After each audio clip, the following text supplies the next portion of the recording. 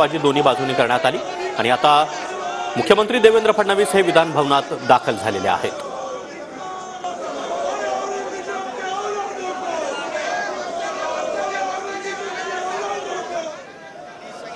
तर मुख्यमंत्री देवेंद्र फडणवीस आता विधान भवनामध्ये पोहोचलेले आहेत। तर दुसरीकडे विधान भवनाच्या पायऱ्यांवर सत्ताधारी आणि विरोधक हे आमने सामने आलेले आहेत। दोन्ही बाजूंनी जोरदार घोषणाबाजी केली जाते।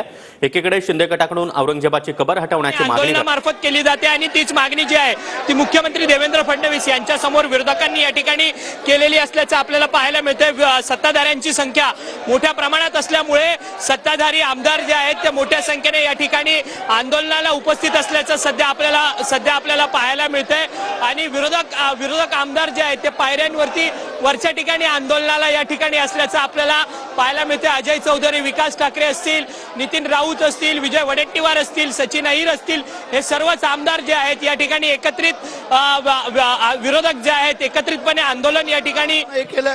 तर त्याचा फक्त थडगा तिथं ठेवून पुढच्या भावी पिढीला कळायला पाहिजे आणि तिथं 4 जोडे ठेवायचे। येणारे जाणारे रोज जोडे मारतील। खासदार आहेत ते म्हणतात की नरेंद्र मोदींचा पुनर्जन्म झालाय, गेल्या जन्मात ते शिवाजी महाराज होते। आता ते एवढं काय आम्हाला माहिती नाही, त्यांनी कधी जर शोध लावला असेल त्या खासदारांनी तसं होणार ना, परंतु तो का भावनेच्या आरी बोलला ते आम्हाला विचारावं लागेल। नक्कीच आपण पाहतो या ठिकाणी आता विरोध वाढत चाललेला आहे आणि इतर जे नेते आहेत ते सुद्धा उपस्थित आहे। आपण त्यांच्याकडे जाणार आहोत, त्यांच्याशी सुद्धा बातचीत करणार आहोत।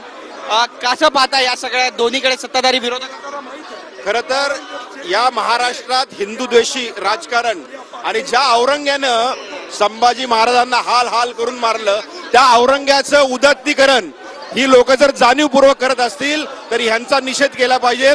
औरंग्याचं उदात्तीकरण करणाऱ्या कुणालाही हे सरकार सोडणार नाही आणि ही दंगल त्यांच्याकडनं जाणीवपूर्वक भडकवली जाते। इतर नेते आपण त्यांच्याशी बोलणार आहोत। पाचपुते साहेब, काय भूमिका नेमकी तुम्ही मलाच घेऊन जाता काय?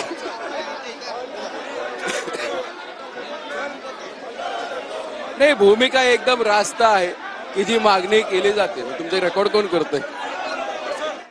आम्ही धिक्कार करतो यांचा। बरोबर आहे। आपण जर